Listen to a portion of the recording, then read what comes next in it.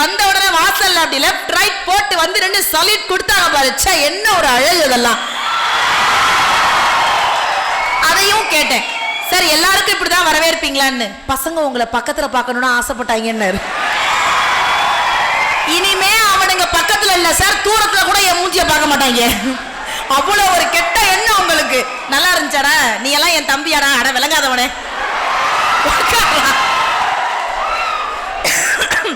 நம்பி வந்தேனே, ஐயோ. சோ அப்படி ஒரு வரவேற்பு, மன மகிழ்ச்சியா இருக்கு. இந்த ஏரியாலேருந்து போனாலும் இன்னைக்கும் இங்க வந்து பேசுறது எனக்கு அவ்வளோ ஒரு சந்தோஷம். அதையும் தாண்டி இருக்கக்கூடிய ஆசிரியர்கள், முக்கியமா மாணவ மாணவிகள், அப்படி அவ்வளோ அழகா சிரிச்ச முகத்தோடு பசங்கள்லாம், குறிப்பா அது பெண்கள் எப்பவுமே அழகுதான். அது சிரிச்சாலும் அழகு, சிரிக்கலைனாலும் அழகு இல்லடா, இல்லையா? ஆமா, இவனும் கிட்டத்தட்ட 450 போட்டோ எடுத்திருக்கான். ஒன்னுலயாவது விழுந்திருப்பானா? அவனும் சுத்தி சுத்தி எடுக்கிறான், எப்படியாவது இந்த நிசா மேடத்தை போட்டோ எடுத்துடலான்னு. புடவை மட்டும்தான் தெரியும், ஒன்னும் தெரியாது. இறங்கு, வட்டி கொடுத்து கேமரா வாங்கியிருப்ப, வெடிச்சிட போகுது, இறங்கு. ஏன்னா பல பேர் என்னை போட்டோ எடுத்து புகஞ்சிருக்காங்க. அது இந்த கேமராமேனை என்னால மறக்கவே முடியாது. இதே கேமராமேன் தான், அவன் பேர் பாபு, என்னோட க்ளோஸ் ஃப்ரெண்ட். அவன் என் கல்யாணத்துக்கு அவன் தான் கேமராமேன். இன்ன வரைக்கும் கேசட் கொடுக்கல. போன் பண்ணி கேட்டேன், குட்டாதரடா. போன் பண்ணி கேட்டேன், பாபு கல்யாணத்துக்கு வளைச்சு வளைச்சு வீடியோ எடுத்தியா, கேசட் வரலையா? உன் மாமனார் கொடுத்த 500 ரூபாய்க்கு வெறும் லைட் மட்டும் தான் போட முடியும், இன்னும் கேசட்லாம் வைக்கலன்னா. அதையும் தாண்டி புதுக்கோட்டை, பொதுவாகவே நாங்கள்லாம் வளர்ந்தது புதுக்கோட்டை மாவட்டம், கீரமங்கலம், ஆவணம், இது மாதிரி இடத்துல நிறைய பட்டிமன்றம் பேசியிருக்கோம். நாங்கள் வளர்ந்த இடம் அது. புதுக்கோட்டையில நான் பேசும்போது ஒரு போட்டோகிராஃபர் என்னைய மட்டும் சார், என்னைய மட்டும் பிரின்சிபல் சார் நோட்டீஸ் பாயிண்ட் என்னைய மட்டும் 3 மணி நேரம் எடுத்தார். எனக்கு ஒரே சந்தோஷம். அடங்கப்பா, இது உலக நடிப்புடா சாமி. இது உலகமாக கொடுமடா சாமி. ஒரு போட்டோகிராஃபர் என்னைய மட்டும் 3 மணி நேரம் வளைச்சு வளைச்சு எடுக்கிறாரு. நம்ம மேல அவ்வளவு ஆசை இருக்குமோன்னு மேடைக்கு வந்து கேட்டேன், என்ன 3 மணி நேரம் என்னையே எடுத்தியே, என் மேல அம்பூட்டு பாசம் பண்ணேன். மூதேவி, 3 மணி நேரம் எடுக்கிறேன், உன் மூஞ்சி தெரியவே இல்லைன்னு எடுத்துட்டு போயிட்டாரு. எடுத்துட்டு போனோன்னா உண்மையிலே எனக்கு ரொம்ப சந்தோஷம். வந்தோடனே சார்ட்ட கேட்டேன், சார் இந்த பேசுற மாதிரி எனக்கு போட்டோ வேணும்னு. நிஜமாவே நான் பேசுற மாதிரி என் போட்டோ இல்லை. அந்த போட்டோகிராஃபருக்கு மறுநாள் காலையில 5 மணிக்கு எந்திரிச்சு போன் பண்ணேன். அதான் நான் பேசி பல பேர் விழுந்திருக்காங்க.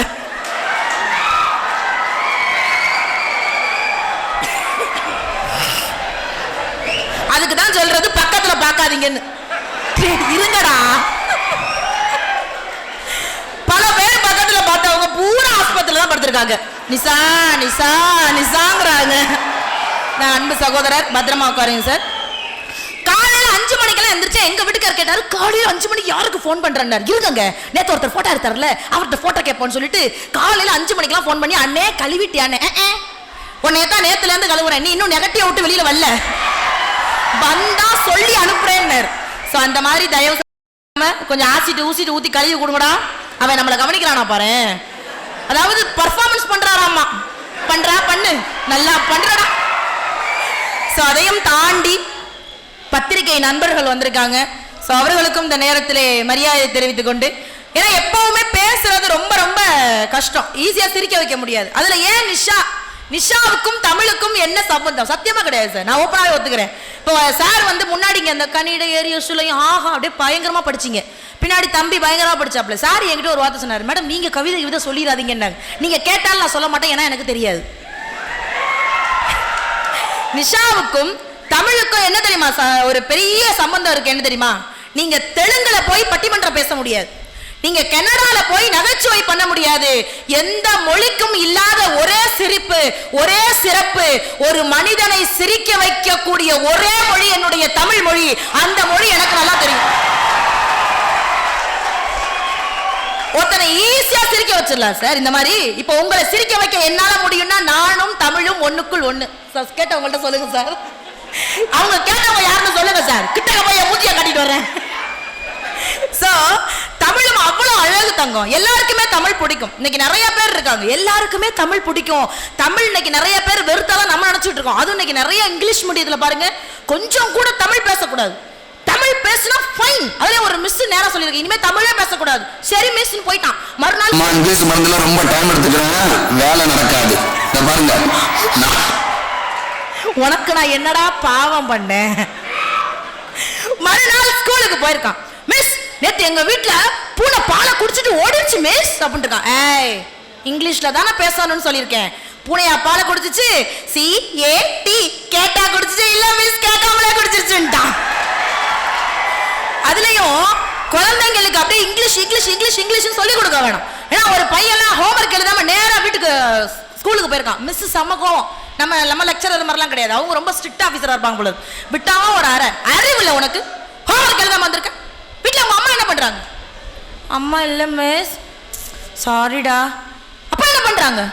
அப்பாவும் இல்லை மிஸ். ஐம் சோ சாரிடா. அப்ப வீட்டில் உன்னை யாரு பாத்துக்கிறாங்க? எங்க மம்மி டாடி நல்லா பாத்துக்குவாங்கன்னு இருக்கான். அவனுக்கு அம்மா அப்பான்னா ஏதோ அந்நிய மொழின்னே நினைச்சிட்டு இருந்திருக்காங்க. ஆனா எனக்கு தெரிஞ்சு நம்முடைய தமிழ் மொழி மாதிரி இந்த உலகத்துல எந்த மொழிக்கும் சிறப்பு கிடையாது. ஏன் தெரியுமா? ஒண்ணும் இல்லைங்க, நீங்க பஸ்ல போறீங்க, டக்குன்னு யார் காலையாவது மிதிச்சுட்டே வச்சுக்கோங்க, நம்ம மிதிக்காமலா போவோம், நம்மளால இடிச்சுட்டே போவோம். அதுவும் நல்ல வார்த்தையும் பேச மாட்டாங்க பஸ்ல. காலை மிதிச்சோடனே கேட்பான், ஏன்டா கழுத மாதிரி மிதிக்கிற, நீ ஏன்டா அதுக்கு எரும மாதிரி கத்துற. கண்டக்டர் கேட்பாரு, ஏன்டா நாய் மாதிரி குலைக்கிற. பஸ்ஸுக்குள்ள மனுஷங்களே இருக்க மாட்டாங்க. அப்படி காலை மிதிச்சிட்டீங்கன்னா அடுத்த வார்த்தை நம்ம என்ன தங்கம் கேட்போம்? Sorry sorry sorry sir, sorry ma'am, sorry ma'am அப்படிம்போம். ஏன் யாருமே மன்னிப்பு கேட்க மாட்டேங்கிறோம்? ஏன் தெரியுமா? தமிழ் மொழி எவன்கிட்டையுமே மன்னிப்பு கேட்காது. ஆங்கில மொழி மட்டும்தான் டக்குன்னு போய் சாரி கேட்கும். தமிழுக்கே இருக்கக்கூடிய சிறப்பு தங்கம் வேற ஒண்ணும் கிடையாது. அதனால அது வெள்ளக்கார வீட்டுக்கு நம்மளுடைய மகாத்மா காந்தி ஒரு நாள் போயிருக்காரு. போய் உட்கார்ந்து இருக்காரு. வெள்ளக்காரன் அவன் வளர்க்கிற நாய்க்கு வந்தே மாதரன் பேர் வச்சிருக்கான். நம்ம மகாத்மா காந்தியை பார்த்தோன்னா வெள்ளக்காரன் குசும்புக்காரன் இல்ல, வந்தே மாதரம் கம், அது நாய் குடுன்னு ஓடியாந்துருக்கு. வந்தே மாதரம் கோ, நாய் குடுன்னு ஓடி இருக்கு. வந்தே மாதரம் ஈட்டுன்னு இருக்கான், குடுன்னு சாப்பிட்டு இருக்கு. நம்ம காந்தி சிரிச்சுட்டே இருந்தாராம். அப்ப வெள்ளக்காரன் கேட்டானா, உங்க நாட்டினுடைய தாரக மந்திரத்தை என் வீட்டு நாய்க்கு வச்சிருக்கேனே, உனக்கு கோவம் இல்லையா காந்தின்னு கேட்டானா. அப்ப காந்தி சொன்னாரா, நீ தான் லூசு பையன், எங்க நாட்டுல வந்து கேட்டு பாரு, வந்தே மாதரம்னா என்ன அர்த்தம்னு. வந்தே மாதரம்னா தாயை வணங்குகிறோம்னு அர்த்தம். ஓ தாய் ஒரு நாயின்னு இப்பதான்டா எனக்கு தெரிஞ்சிச்சுன்னா. நம்மளை அடிச்சுக்க ஆளே. வெள்ளக்காரெல்லாம் மிரண்டாங்க. வெள்ளக்காரன் மதுரை பக்கம் வந்திருக்கான்.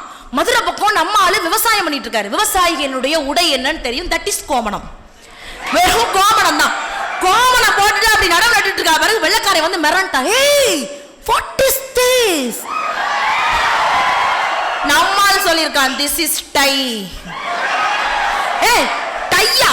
எப்படிரா? நீ மேல கட்டியிருக்க, நான் கீழே கட்டியிருக்கேன், போடான்ட்டான். அவ்வளவுதான்.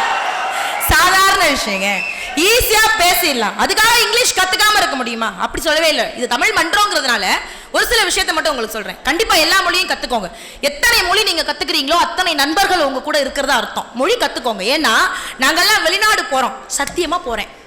அன்னைக்கு என் பக்கத்து வீட்டுக்காரன் சொல்றேன், இதான் கனடால எடுத்த போட்டோன்னு, கிராபிக்ஸ் பக்காவா இருக்குங்கிறான். சத்தியமா போனேன்டா அப்படின்னு. ஆமா, அவன் எடுத்து விளங்கிருச்சு, பண்ணி எடுக்கிறியாக்கும். நம்ம பேசுற இங்கிலீஷ்க்கு அவங்க பேசுற இங்கிலீஷ்க்கு நிறைய டிஃபரன்ஸ் இருக்கு சார். கனடால போய் நானும் பழனி என்னன்னு இறங்கணும். நானே பாதி வேக்காடு, பழனி முழு வேக்காடு. நம்ம பேசுற இங்கிலீஷ் வேற, அவங்க பேசுற இங்கிலீஷ் வேற.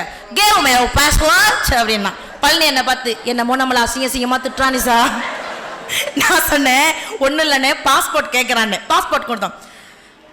ஃபோட்டோகிராஃப் அப்படின்னா நான் டக்குன்னு பாஸ்போர்ட் சைஸ் போட்டோ கொடுத்தேன். அவன் என்ன மேல எங்களையும் பார்த்தான். யோ தமிழ்நாடு யா. அவன் ஒன்னும் பெருசா சொல்லல. முன்னாடி இருந்த கேமராவுக்கு போஸ் கொடுக்க சொல்லியிருக்கான். நான் அவன்கிட்ட பாஸ்போர்ட் சைஸ் போட்டோ கொடுத்துட்டேன். ஏன்னா மொழிங்கிறது இன்னைக்கு கண்டிப்பாக எல்லாருக்கும் எல்லா மொழியும் தெரிய வேண்டும். ஆனால் உங்கள் மனதில் நீங்க ஒன்னே ஒன்று நினைச்சுக்கணும், எல்லா மொழியையும் கற்றுக்கொள்ளுங்கள், தமிழ் மொழி மீது மட்டும் பற்றுக்கொள்ளுங்கள். அது ஒண்ணுதான் அவங்க கிட்ட கேட்கிற ஒரு விஷயம். ஏன்னா பேசுறது ரொம்ப இன்னைக்கு எனக்கு ரொம்ப சந்தோஷமா இருக்குங்க. நான் என்ன சொன்னாலும் சரி ரொம்ப சந்தோஷம். என் பிள்ளைங்கள்ட்ட பேசுற மாதிரி, ஏதோ என் கிளாஸ்ல பேசுற மாதிரி இப்படிதான் ஜாலியா பேசிட்டே இருப்போம். ஏதாவது ஒரு இவ்வளவு சந்தோஷம் இருக்கிற கல்லூரி நான் சமீபத்தில் போனது கம்மி. நான் ஒரு ஸ்கூலுக்கு பேச போனேன். பொதுவாகவே குழந்தைங்கள்ட்ட பேசுறது ரொம்ப பிடிக்கும். முன்னாடி பேசுறேன் பாருங்க, பேசும்போது யாராவது எந்திரிச்சு போனா நான் விட மாட்டேன், இறங்கி போய் கூட்டிட்டு வருவேன். அது வேற பிரச்சனை. நான் பேசிக்கிட்டு இருக்கேன் சார், ஒரு கியூட் கேர்ள் பேசுதுன்னு கூட அவன் மனசுல நினைக்கல சார். ஒரு ஆப்பிள் ஏஞ்சல் பேசிக்கிட்டு இருக்கேன் சார். முன்னாடி ஒருத்தன் வயித்த புடிச்சுக்கிட்டு ஆனா நான் கடுப்பாயிட்டேன். உசுர கொடுத்து பேசிக்கிட்டு இருக்கேன். ஏன்டா வயித்த பிடிக்கிறேங்கிற, கலக்க போகுது கொன்றுவேன் உட்காருன்னு. ஏன்னா பொதுவாகவே மேடையில பேசும்போது பார்த்து பேசணும். அன்னைக்கு ஒரு ஊர்ல தெரியாம வாய விட்டேன், என்னுடைய உயிர் இந்த மேடையில் பேசும்போதே போக வேண்டும். கீழே வரமா சொன்னிச்சு, நீ பேசி எத்தனை உயிர் போச்சோ. அதெல்லாம் பல ஊர்ல சத்தியமா சிரிக்க மாட்டாங்க சார். நரசிம்மராவுக்கு பங்காளி எல்லாம் வந்து முதல் வரிசையில் உட்காந்துருக்கும். பொதுவா சிரிச்சாதான் மூஞ்சி, சிரிக்கலாம் அதுக்கு பேர் முகர கட்டை. அதனால சிரிச்சிருங்க, சிரிக்கிறது நமக்கு நல்லது. சிரிக்கலனா கூட மன்னிச்சிடுறேன். சிரிக்கிறவங்களை முறைச்சு பாத்தீங்க வியாதி முத்திருச்சுன்னு அர்த்தம். பல பேர் இருப்பாங்க. அதான் உண்மையிலே ஐயா வந்தோன்னு சொன்னாங்க, டெய்லி 10 மணிக்கு இரவு நானும் என் மனைவியும் சிரிப்பிடா பார்த்து விட்டு தான் உறங்குவோம் என்று சொன்னார். சந்தோஷம். சாப்பிடுவோமா சார்? 10 மணிக்கு தான் உங்க அம்மா சாப்பிட போறாளா? ஆனா ஆட்சி பயங்கர ஆட்சி தாங்க. அவ உட்கார்ந்துருக்க சைஸ பாருங்களே, அப்பா சாப்பாடு போட்டே தேத்திருப்பாங்க போல இருக்கு. ஐயோ அப்படி சொல்லும் போது சந்தோஷமா இருக்கு. அவர் சொன்ன பாரு, சிரிப்புடா நெருப்புடா, அடுத்த வார்த்தை கருப்புடான்னு சொல்லாம இருந்தாரு.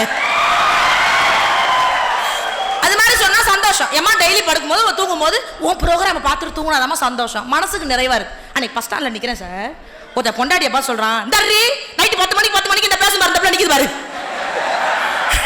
ஏண்டா 10 மணிக்கு பேசுற புள்ளனா எந்த புள்ளடா? ஏண்டா இப்படி படுத்துறீங்க? அதே பல பேர் இப்படி கிளம்பி வந்துருவாங்க சார். அதே அழகா ஒரு வார்த்தை சொன்னார், எல்லா முஸ்லீம் வீட்லையும் வீட்டை விட்டு வெளியிலேயே வளர்க்காம வீட்டுக்குள்ளேயே வச்சிருப்பாங்க. இந்த பிள்ளையும் மட்டும் வீட்டை விட்டு வெளில அனுப்பிச்சிட்டாங்கன்னா அதுல ஒரு பெரிய தத்துவம் இருக்கு, ஒரு விஷயம் இருக்கு. முஸ்லீம்ல எல்லாரும் வெள்ளை வெள்ளைன்னு அழகா இருப்பாங்க.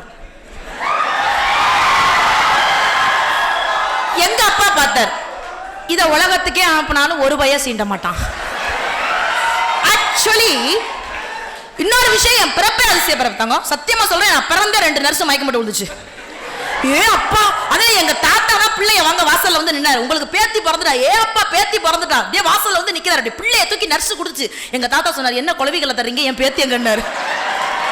யோ நல்லா பாரியா, அதான் உன் பேத்தின்னாங்க. நான் இருக்கிற இடம் தெரியாம எங்க அப்பா 7 வாட்டி மிதிச்சுட்டு போயிருக்காரு, அது வேற பிரச்சனை. ஆனாலும் இந்த உலக